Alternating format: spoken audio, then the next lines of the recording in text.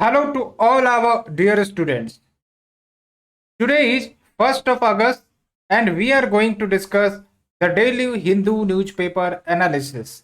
But before starting the discussion, as you all know, we discusses some ethical keywords, ethical terms that comes in your GS paper 4 along with examples.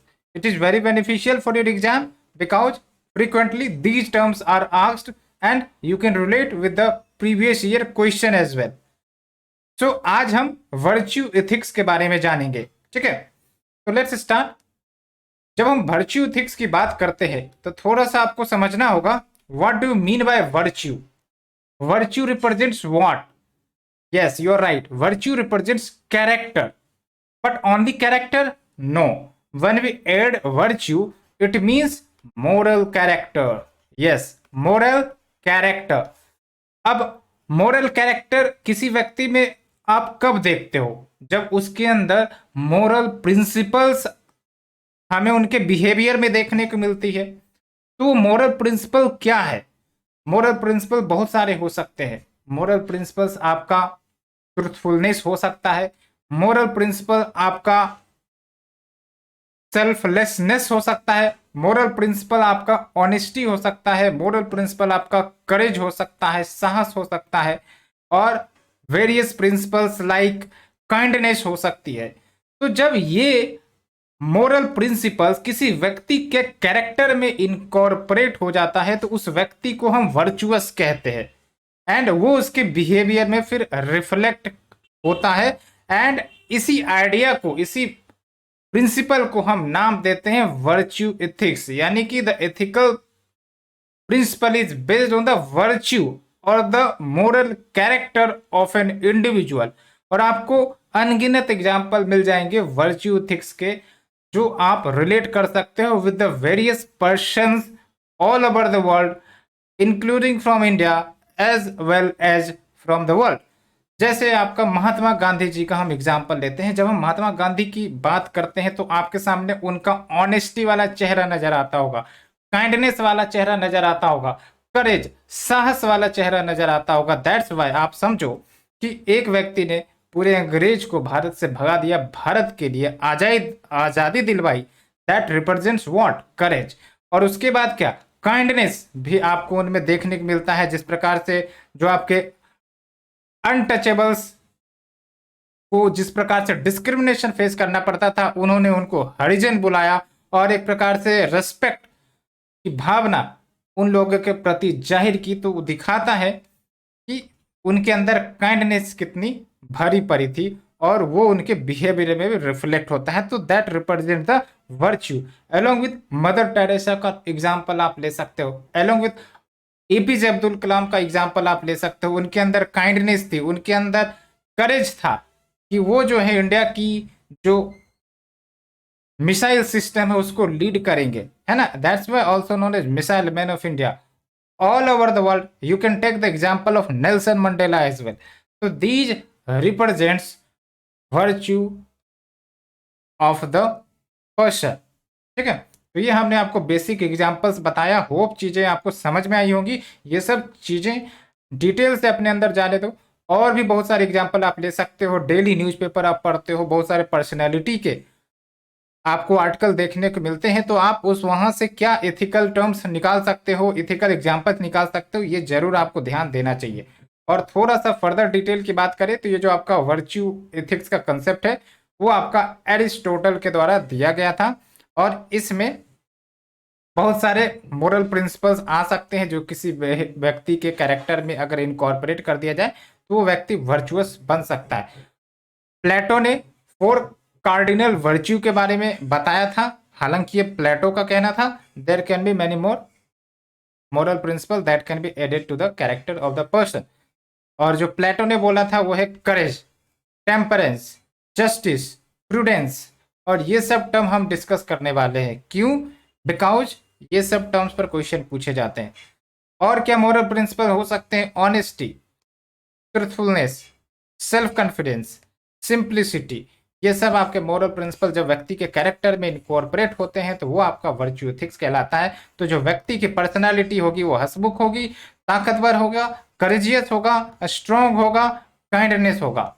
ठीक है, तो hope you understood the basic thing about the virtue things. In the next lecture we will discuss about various terms, तो kindly keep joint with our channel. So friends, what for the today's discussion, आज हमें क्या discussion करना है? तो basically आज हमें दो आर्टिकल पर डिस्कशन करना है। पहला है आपका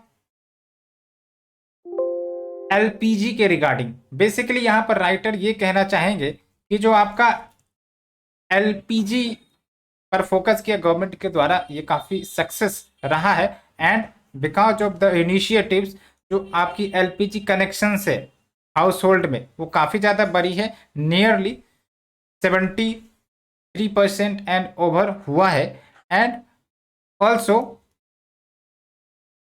गवर्नमेंट जो है वेरियस सब्सिडी प्रोवाइड करती है। बट क्या गवर्नमेंट को सिर्फ इसी इनिशिएटिव पर फोकस करना चाहिए या फिर गवर्नमेंट को डाइवर्ट होने की जरूरत है? फॉर एग्जांपल, क्या गवर्नमेंट को इलेक्ट्रॉनिक कुकवेयर की तरफ जाने की जरूरत है? इलेक्ट्रॉनिक कहने का मतलब इलेक्ट्रिकल में बोल रहा हूं। क्या गवर्नमेंट को इसकी तरफ शिफ्ट करवाने की जरूरत है?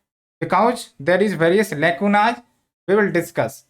और दूसरा जो आर्टिकल है आपका, वो बेसिकली इंडिया जिस प्रकार से सेमीकंडक्टर को प्रमोट करने का प्रयास कर रहा है, जिस प्रकार से सेमीकंडक्टर का डिमांड है पूरे वर्ल्ड में, और also because of the Chinese dominance there is a risk of supply chain issue.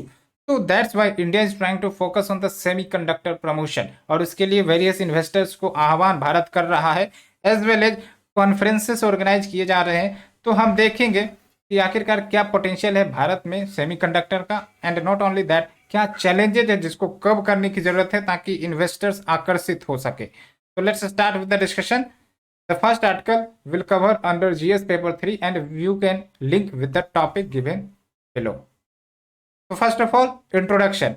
पहली बात तो यही कि भाई साहब, जो आपका एलपीजी है ना, वो काफी ज्यादा भारत में प्रमोट हुआ है। And we see in many of the household, like urban household हो या फिर even poorer and rural household, वहां पर भी आपका एलपीजी कनेक्शंस को प्रमोट किए गए हैं। और उसके पीछे गवर्नमेंट के वेरियस एफर्ट्स का भी कंट्रीब्यूशन है।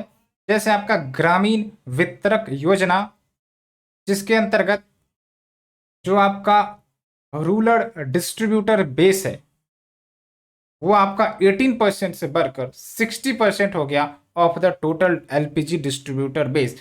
अब समझो, ये डिस्ट्रीब्यूटर बेस काफी महत्वपूर्ण होते हैं, बिकॉज जब तक ये डिस्ट्रीब्यूटर बेस नहीं स्टैब्लिश होंगे, तब तक जो गैस की डिलीवरी है टू द हाउस होल्ड, वो नहीं पहुंच पाएगी।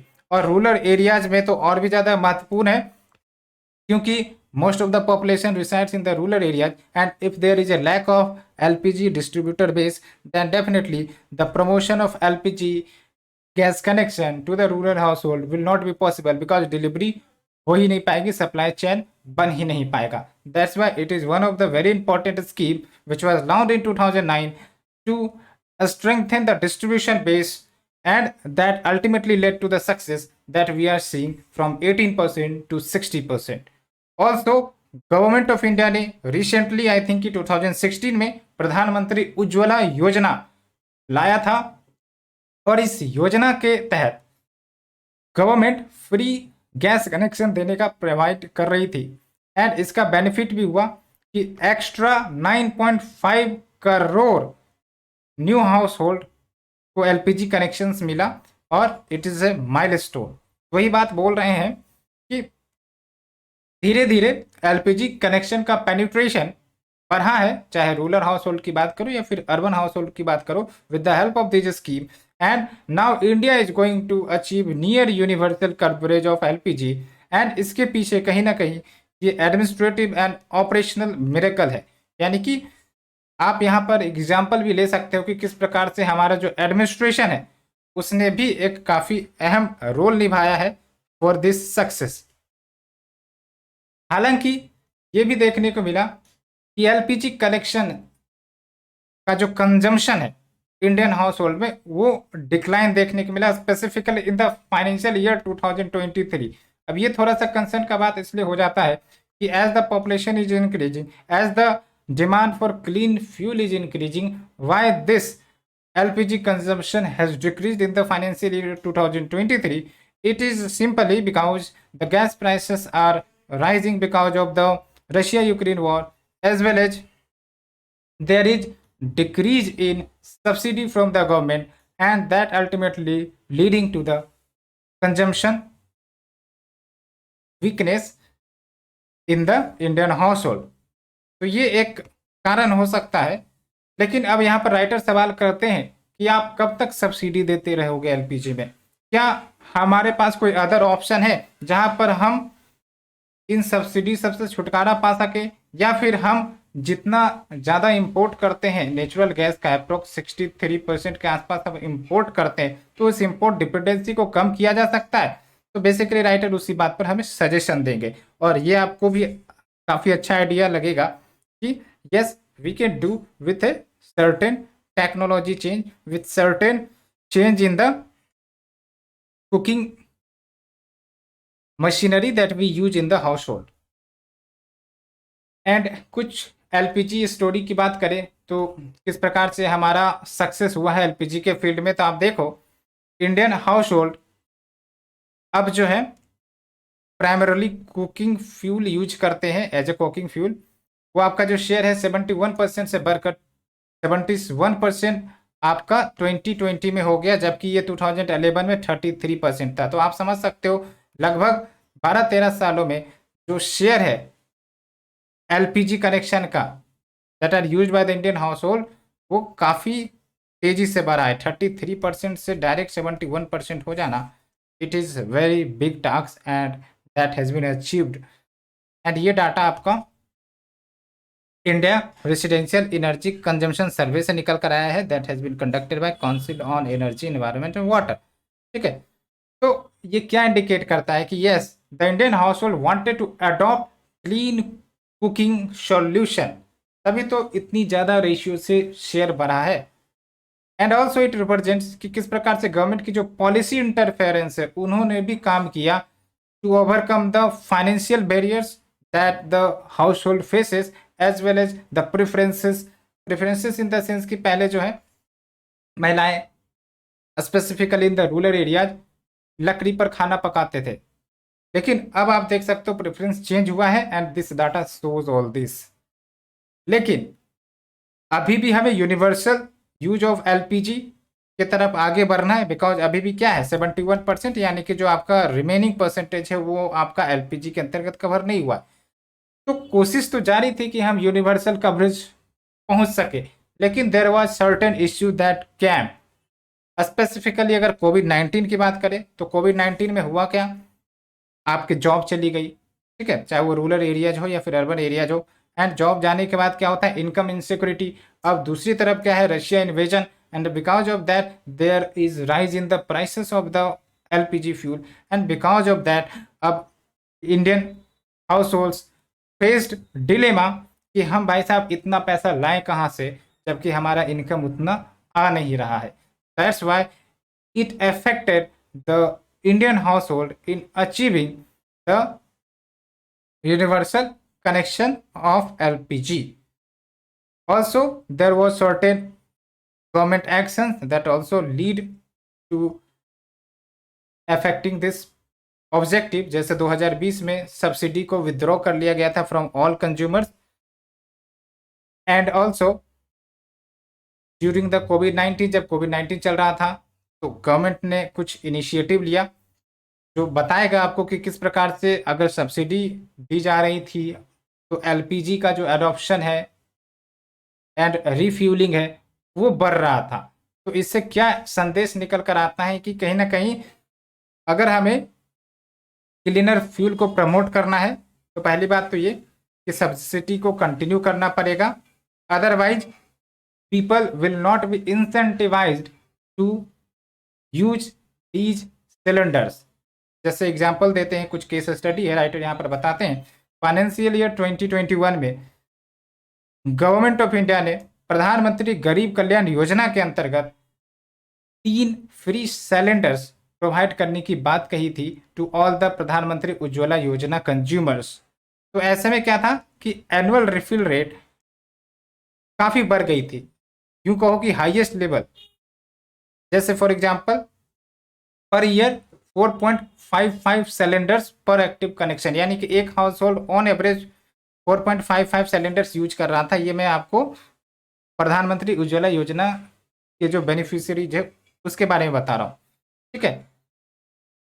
जबकि जब ये स्कीम आपका नहीं था तो on average 3 to 4 cylinders he use करते थे। फिर भी आप देखो कि कोई भी आपका हाउस होल्ड है, खासकर गरीब फैमिली है, तो उसमें जो हाउस होल्ड में मेंबर की संख्या होती है रिलेटिवली ज़्यादा रहती है, तो ऐसे में जो गैस का कंजम्पशन होगा वो और ज़्यादा होगा। लेकिन यहाँ पर आपका क्या एनुअल रिफिल रेट मात्र आपका 4.55 सिलेंडर्स हुआ, ठीक है।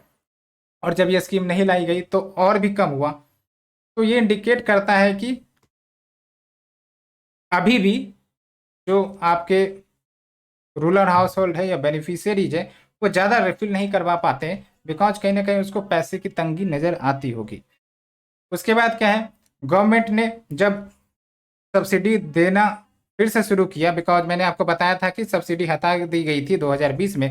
तो जब गवर्नमेंट ने सब्सिडी देना फिर से शुरू किया स्पेसिफिकली टू द प्रधानमंत्री उज्ज्वला योजना बेनिफिशियरीज, तो फिर से रिफिल रेट में बढ़ोतरी हुई। आप देख सकते हो फाइनेंशियल ईयर 2022 में 3.68 आपका ये डाटा था, जबकि ये बढ़कर फाइनेंशियल ईयर 2023 में 4.09 हो गया जब गवर्नमेंट ने सब्सिडी देना शुरू किया। यानी कि what does it indicate that subsidy and LPG adoption is directly linked, ठीक है। तो वही बात निकल कर आती है कि क्या गवर्नमेंट को अब सब्सिडी बढ़ाने की ज़रूरत है, और अगर हाँ तो फिर गवर्नमेंट को भी तो एक परेशानी आएगी कि उनका जो फाइनेंशियल बर्डन है वो बढ़ेगा। तो क्या कुछ इनिशिएटिव है? But before understanding the initiatives, before understanding the new things that should be adopted, we should look at the certain issues. आप देख लो कि जो एवरेज रिफिल रेट है for active non Pradhanmantri Ujjwala योजना कंज्यूमर्स वो आपका डिक्लाइन हुआ है। नॉन PMUY कंज्यूमर्स में वही हो गया जो इस अंतर्गत, इस स्कीम के अंतर्गत बेनिफिशरीज भी नहीं आते हैं, ठीक है। तो वहाँ डिक्लाइन देखने को मिला। ऑल्सो ये भी एक इम्पॉर्टेंट थिंग जो मैंने आपको हाईलाइट किया कि जो भी आपके प्रधानमंत्री उज्ज्वला योजना कंज्यूमर हैं 40% ऑफ दैट बस 2 या फिर उससे भी कम रिफिल एक साल में करवाते हैं। तो इसका मतलब क्या है, कहीं ना कहीं वो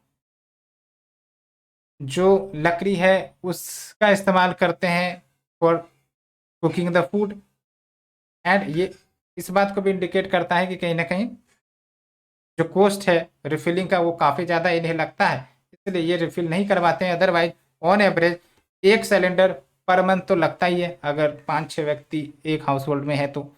फिर भी यहाँ पर आपका जो यूटिलाइजेशन है वो 2 या फिर 2 से कम ही रहा है।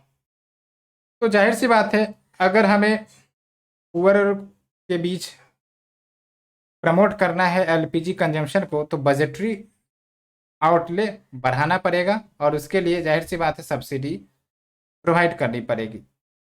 तो एक चिंता की बात तो यही निकल कर आती है कि ऐसे में गवर्नमेंट को सब्सिडी बढ़ानी पड़ेगी, तो गवर्नमेंट पर फाइनेंशियल बर्डन आएगा। अब दूसरी इंपॉर्टेंट बात आप समझिए, इंडिया जो है काफ़ी ज़्यादा डिपेंडेंट है LPG के इंपोर्ट पर, यानी कि Bharat crude and petroleum products पर काफ़ी ज़्यादा इंपोर्ट करते हैं, तो हम जानते भी हैं। एंड यहाँ पर आप शेयर देख लो, ये काफ़ी इंपॉर्टेंट है डाटा, बिकॉज इसको आपको रिमेंबर करना है for the present point of view. जो आपका इंपोर्टेड LPG है उसका शेयर अप्रोक्स 64% रहा है फाइनेंशियल ईयर 2023 में, और जबकि जब ये प्रधानमंत्री उज्ज्वला योजना स्कीम नहीं लाई गई थी तब वो शेयर 46% था। इसका मतलब क्या है कि जब कंजम्पशन जाहिर सी बात है बढ़ेगा तो इम्पोर्ट भी तो बढ़ेगा।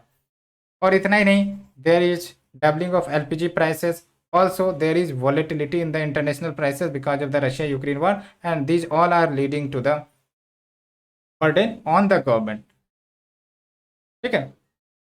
तो बेसिकली अब गवर्नमेंट को पैसे चाहिए होते हैं, है ना, तो अल्टीमेटली गवर्नमेंट क्या करती है, टैक्सेशन लगाती है। तो एक बड़ा हिस्सा गवर्नमेंट को टैक्सेशन में आता है, किससे, जब वो पेट्रोलियम प्रोडक्ट्स पर टैक्सेशन लगाती है, ठीक है।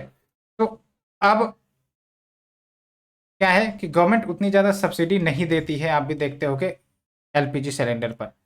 अदरवाइज अगर पहले के समय में जाए तो लगभग गवर्नमेंट जो सब्सिडी प्रोवाइड करती थी 20,000 करोड़ की सब्सिडी प्रोवाइड करती थी, जो अब बहुत कम कर दिया गया है। ठीक है, तो गवर्नमेंट तो ऐसा नहीं होगा कि सब्सिडी आने वाले समय में बढ़ा देंगे, तो ये तो नहीं होने वाला है। तो क्या किया जाना चाहिए?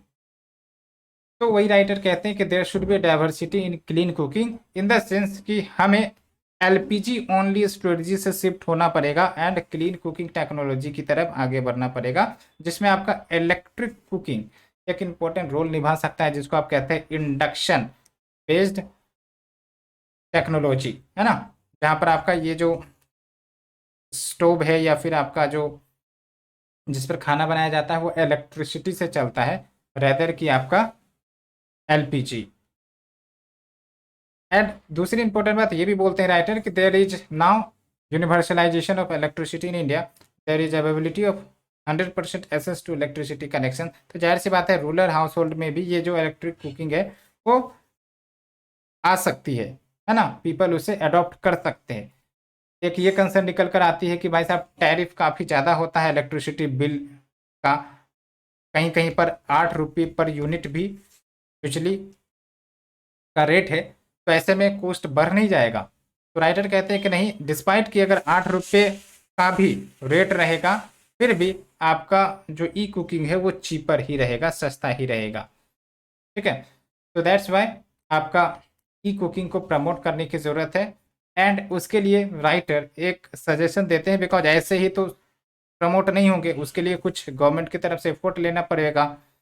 तो एक राइटर सॉल्यूशन देते हैं कि आप क्या करो ना, एक थ्रेशोल्ड सेट करो कि लेट्स से कि एक हाउस होल्ड एक साल में अगर 7 सिलेंडर का यूज करते हैं और उससे ज़्यादा फिर यूज करने का प्रयास करते हैं तो उनको ज़्यादा बढ़ाकर प्राइस देनी पड़ेगी। तो ऐसे में क्या होगा कि कंज्यूमर है उसको बर्डन लगेगा कि भाई साहब हमें एक्स्ट्रा प्राइस देना पड़ेगा, इसलिए हम जो है इलेक्ट्रिक इंडक्शन की तरफ शिफ्ट हो जाते हैं।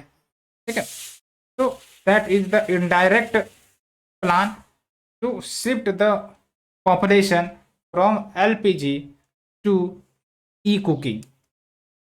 एंड ऑल्सो इसका बेनिफिट क्या होगा, तो there will be rise in demand for new E cooking technology and also हमारा जो डोमेस्टिक मैन्युफैक्चरिंग इकोसिस्टम है ई कुकिंग टेक्नोलॉजी का रेस्पेक्ट में वो बढ़ेगा।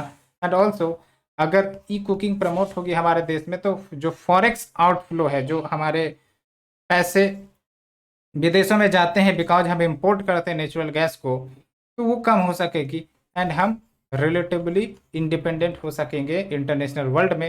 एंड ऑल्सो इसका एक और बेनिफिट होगा कि हम क्लाइमेट पॉल्यूटेंट के रिलीज को भी अवॉइड कर सकते हैं जो हमें एलपीजी के बर्न करने से मिलता है। हालांकि मैं यहाँ पर एक आपको बात कहता हूँ कि एक तरफ हम भले ही इलेक्ट्रिक कुकिंग का इस्तेमाल करेंगे लेकिन जब तक वो रिन्यूएबल एनर्जी सोर्स से नहीं आएगा पॉल्यूशन तो ख़त्म होने की बात नहीं है, क्योंकि ऑलरेडी अगर हम इलेक्ट्रिसिटी यूज कर रहे हैं तो कहीं ना कहीं हम कोल बर्न कर रहे हैं and because of that there is no net promotion in reducing the climate pollutant.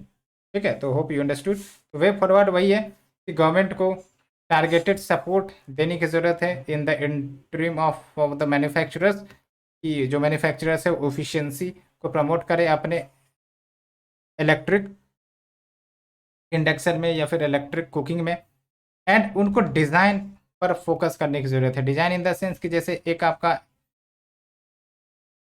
जो इलेक्ट्रिक कुकिंग होगा ये आप कर सकते हो कि एक ही चूल्हे में आपका इंडक्शन भी काम करेगा और आपका एलपीजी कनेक्शंस वाला भी सिस्टम होगा। तो ऐसे में क्या होगा कि लेट से कि अगर कंज्यूमर को एलपीजी पर बनाना है तो वो उसका यूज कर सकता है, या फिर इलेक्ट्रिसिटी पर करना है तो वो उस पर यूज कर सकता है। ऐसा नहीं कि मल्टीपल चूल्हा रखा जाए एंड उस पर फिर कॉस्ट ऐड होगा, तो वो नहीं होना चाहिए। ऑल्सो अब गवर्नमेंट कैसे इंसेंटिवाइज कर सकती है, तो राइटर का कहना है कि देखो भारत जो है कार्बन मार्केट इनिशिएटिव का एक प्रकार से पार्ट है। कार्बन मार्केट में क्या होता है कि अगर इंडिया इमिशन कम करता है तो भारत कार्बन क्रेडिट अर्न करता है। अब उस कार्बन क्रेडिट को वो कार्बन मार्केट में सेल कर सकता है, बदले में उसे पैसे मिलेंगे, है ना।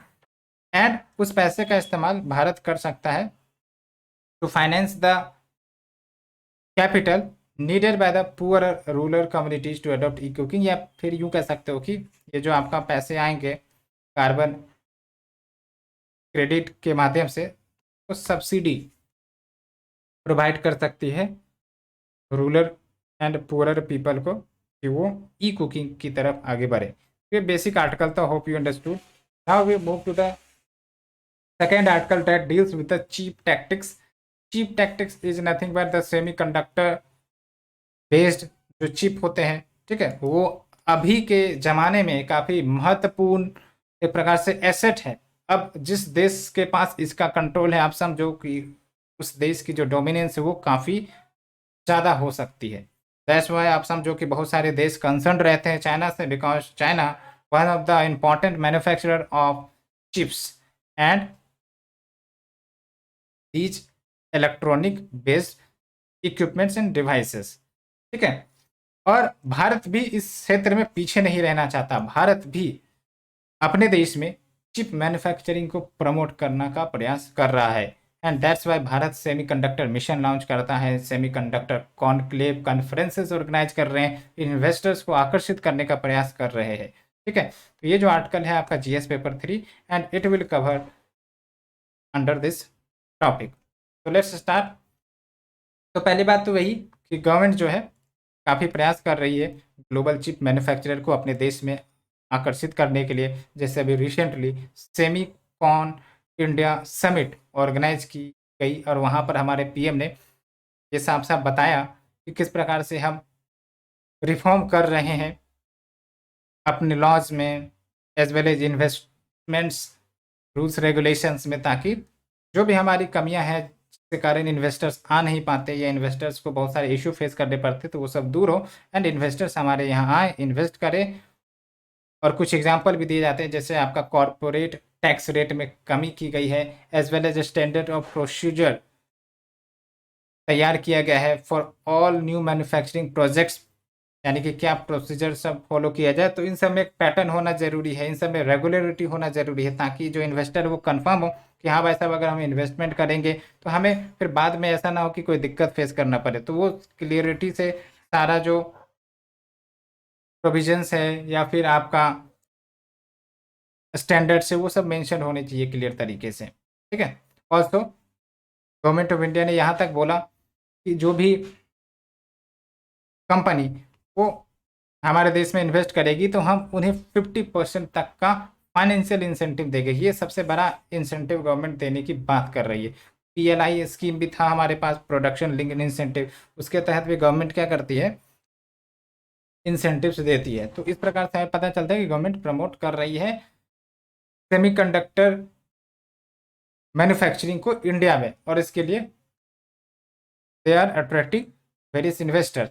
और एक इम्पॉर्टेंट केस स्टडी आप कह सकते हो या फिर एग्रीमेंट कह सकते हो, जैसे जो मोदी जी यूएस विजिट गए थे तो उससे पहले एक प्रोविजनल एग्रीमेंट हुआ था अप्रोक्स $2.75 बिलियन का, जिसके तहत जो आपका US based micron technology company है ना, वो गुजरात में अपना इस्टेब्लिशमेंट करेगी, जहाँ पर assembling, testing, marking and packaging सुविधा प्रोवाइड की जाएगी।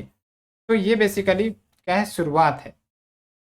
तो इस प्रकार के डील से क्या होगा कि जो सेमीकंडक्टर का सप्लाई चेन है वो डिसेंट्रलाइज होगा। ऐसा नहीं कि एक ही देश में सेमीकंडक्टर मैन्युफैक्चरिंग हो रहा है उस देश का दबदबा होगा, ठीक है। अब ये बहुत ज़रूरी है बिकॉज आने वाले समय में जो वर्ल्ड है वो मोबाइल, लैपटॉप्स, कंप्यूटर्स का ही वर्ल्ड होने वाला है, और सेमीकंडक्टर का डिमांड, चिप्स का डिमांड काफ़ी बढ़ने वाला है। तो there is a very necessity कि भारत भी इंश्योर करे कि उसका सप्लाई चेन कभी डिस्टर्ब ना हो, ठीक है। But there is a issue facing. क्या इश्यूज है, तो एक तो ये कि चाइना काफ़ी ज़्यादा डोमिनेंस किए हुए है in the chip manufacturing supply chain, ठीक है। एंड ऑल्सो इतना ही नहीं, जैसे भारत जो है प्रमोट करने का प्रयास कर रहा है, वेरियस इन्वेस्टर्स को आकर्षित करने का प्रयास कर रहा है, उसी प्रकार से बहुत सारे ऐसे भी तो देश होंगे जो अपने देश में इन इन्वेस्टर्स को बुलाने का प्रयास कर रहे होंगे। जैसे कुछ एग्जाम्पल दिए जाते हैं कि यूएस ने सेमीकंडक्टर मेकर्स को एक प्रकार से अनाउंसमेंट किया था कि $52 बिलियन का फाइनेंसिंग सपोर्ट हम देंगे अगर आप हमारे यहाँ इन्वेस्ट करते हो, और बिकॉज ऑफ दैट डिसीजन लगभग $200 बिलियन का commitment from the semiconductor manufacturers वो यूएस में देखने को मिला। ऑल्सो इंटेल ने भी $80 बिलियन इन्वेस्ट करने का बात कहा है across the European union, because ये सब जो देश हैं या ग्रुप ऑफ कंट्रीज हैं वो सब भी वेरियस मैन्युफैक्चरर को अपने देश में बुलाने का प्रयास करते हैं। भारत में ने भी कुछ इनिशिएटिव लिया था, जैसे $10 बिलियन का प्रोडक्शन लिंक्ड इंसेंटिव देने की बात की गई थी for the chip makers in 2021। ठीक है, तो अल्टीमेटली क्या सॉल्यूशन है, क्या वे फॉरवर्ड होना चाहिए? तो पहली बात तो शुरुआत में तो हमें कुछ सक्सेस देखने को मिल रहे थे, जैसे आप देख लो वेदांता एंड फॉक्सकॉन, इन दोनों के बीच एग्रीमेंट हुई थी कि हाँ हम चिप मैन्युफैक्चरिंग बेस इंडिया में सेटअप करेंगे, बट ये डील जो है कैंसिल हो गई। ठीक है, अब ये क्यों कैंसिल हुई, क्या आप इसके कारण बता सकते हो? अगर आपने न्यूज़पेपर पढ़ा होगा रेगुलर बेसिस पर तो आप इसका आंसर जरूर दे सकते हो, and also you need to know. ठीक है, तो दैट्स वाई वही बोला जा रहा है कि जो आपका मैक्रोन का इन्वेस्टमेंट होगा भारत में, तो ये इन्वेस्टमेंट काफ़ी महत्वपूर्ण होगा। एंड हम गलती फिर से रिपीट ना करें, ये इन्वेस्टमेंट आने से पहले ही चला जाए। That's why we need to hand hold this Micron till कि जब तक ये अपनी फैक्ट्री पूरी तरह से इस्टेब्लिश ना कर ले एंड ये अपना जो एक्टिविटी है वो भारत में शुरुआत ना कर दे। ऑल्सो सिर्फ फाइनेंशियल इंसेंटिव देने से काम नहीं चलता है, देयर इज ऑल्सो कि इन्वेस्टर्स क्या क्या देखते हैं। इन्वेस्टर्स देखते हैं कि जो देश में हम इन्वेस्टमेंट करना चाहते हैं वहाँ पर स्टेबल ऑपरेटिंग इन्वायरमेंट तो है ना, यानी कि ऐसा ना कि देश में बार बार पॉलिसी चेंज होता है, हमने इन्वेस्ट किया पता चला गवर्नमेंट ने टैक्स बढ़ा दिया, हमने इन्वेस्ट किया पता चला गवर्नमेंट ने इम्पोर्ट ड्यूटी बढ़ा दी।